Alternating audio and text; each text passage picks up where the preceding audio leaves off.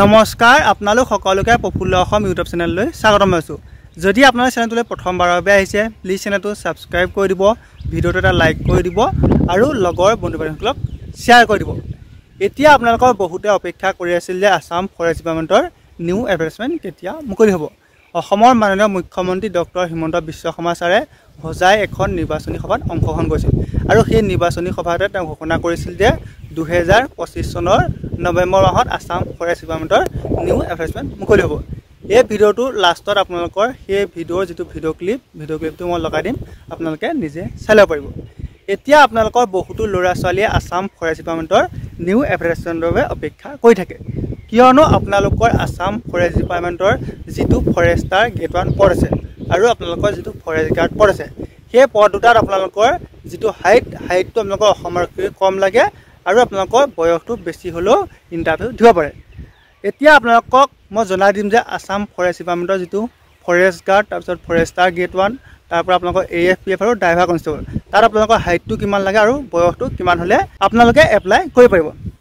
এতিয়া আপোনালোকৰ আসাম ফৰেষ্ট ডিপাৰ্টমেণ্টৰ যিটো ফৰেষ্ট গাৰ্ড আৰু ফৰেষ্টাৰ গ্ৰেড 1 পদ আছে, তাত আপোনালোকৰ যিখিনি জেনেৰেল OBC MOBC আৰু SC মেল কেণ্ডিডেট আছে, তেওঁলোকৰ হাইটটো হ'ব লাগে 163 চেণ্টিমিটাৰ। আপোনালোকৰ যিখিনি জেনেৰেল OBC MOBC আৰু SC মেল কেণ্ডিডেট আছে, তেওঁলোকৰ হাইটটো হ'ব লাগে 163 চেণ্টিমিটাৰ। তাৰপিছত আপোনালোকৰ যিখিনি জেনেৰেল OBC MOBC আৰু আপোনালোকৰ SC ফিমেল কেণ্ডিডেট আছে, তেওঁলোকৰ হাইট হ'ব লাগে 150 চেণ্টিমিটাৰ।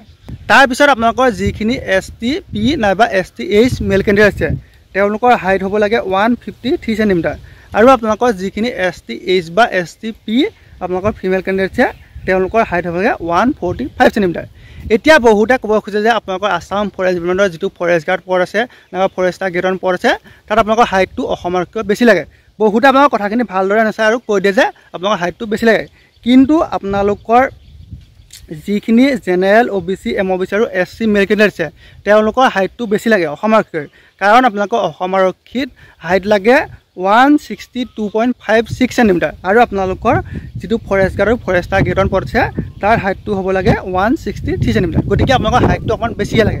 কিন্তু তাৰ বাদে আপোনালোকৰ যিখিনি ফিমেল কেণ্ডিডেট, আপোনালোকৰ জেনেৰেল OBC MOBC SC যিখিনি ফিমেল কেণ্ডিডেট আছে আৰু আপোনালোকৰ যিখিনি ST মেল আৰু ফিমেল কেণ্ডিডেট আছে, তেওঁলোকৰ হাইটটো কম লাগে। গতিকে আপোনালোকৰ অসম আৰক্ষীকৈ আপোনালোকৰ আসাম ফৰেষ্ট ডিপাৰ্টমেণ্টৰ যিটো ফৰেষ্ট গাৰ্ড আৰু ফৰেষ্টাৰ গ্ৰেড 1 পদ আছে, তাত আপোনালোকৰ যিখিনি general OBC MOBC SC female candidate, তাৰপিছত আপোনালোকৰ ST H হওক বা নাইবা ST P আপোনালোকৰ যিখিনি মেল আৰু ফিমেল কেণ্ডিডেট আছে, তেওঁলোকৰ হাইটটো অসম আৰক্ষীকৈ কম লাগে।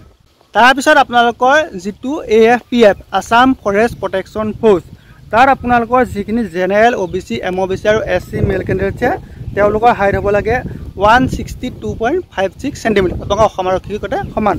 তাৰপিছত আপোনালোকৰ যিখিনি জেনেৰেল OBC MOBC আৰু SC ফিমেল কেণ্ডিডেট আছে, তেওঁলোকৰ হাইট হ'ব লাগে 154.94 চেণ্টিমিটাৰ। তাৰপৰা আপোনালোকৰ যিখিনি ST মেল কেণ্ডিডেট আছে, তেওঁলোকৰ হাইট হ'ব লাগে 160.2 চেণ্টিমিটাৰ আৰু আপোনালোকৰ যিখিনি ফিমেল কেণ্ডিডেট আছে, তেওঁলোকৰ হাইট হ'ব লাগে 152.40 চেণ্টিমিটাৰ। আপোনালোকৰ অসম আৰক্ষীৰ যিটো AB UB গতে হাইটটো আপোনালোকৰ AFPFত সমান লাগে।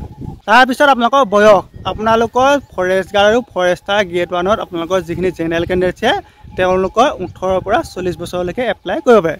তাৰপিছত আপোনালোকৰ গভৰ্ণমেণ্টৰ নিয়ম অনুসৰি যিখিনি আপোনালোকৰ ST SC আছে, তেওঁলোকে 5 বছৰ আৰু OBC সকলে 3 বছৰ এজ ৰিলেক্সেশ্যন পায়।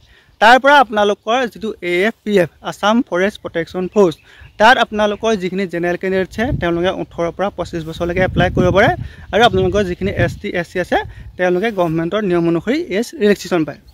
গতিকে আপোনালোকৰ যিসকলে আসাম ফৰেষ্ট ডিপাৰ্টমেণ্টৰ নিউ এডভাৰটাইজমেণ্টৰ বাবে অপেক্ষা কৰিছিল, সেইসকলৰ বাবে বহুত ভাল খবৰ, আপোনালোকৰ নৱেম্বৰ মাহত এপ্লাই হৈ যাব। গতিকে আপোনালোকে এতিয়াৰ পৰা নিজক ভালদৰে সাজু কৰক, কাৰণ এডভাৰটাইজমেণ্ট অহালৈ আপুনি অপেক্ষা কৰি থাকিলে আপোনাৰ বহুতখিনি লছ হ'ব। আপোনাৰ এডভাৰটাইজমেণ্ট অহাৰ আপোনালোকক খুব কম দিনৰ ভিতৰতে হয়তো ইণ্টাৰভিউ পাতিব পাৰে। আপোনালোকৰ 2023 চনত আপোনালোকৰ যিটো নিযুক্তি হৈ গ'ল, সেইটোত আপোনালোকৰ তেনেকুৱা হৈছে। গতিকে আপোনালোকে এতিয়াৰ পৰা নিজকে ভালদৰে সাজু কৰক, ৰানিং লগৰ ভালদৰে প্ৰেক্টিছ কৰক আৰু লগতে ভালদৰে পঢ়া শুনা কৰি থাকক। ধন্যবাদ। ভাল কৰি পঢ়া শুনা কৰক। আজি অসমত চাকৰিৰ কোনো অভাৱ নাই।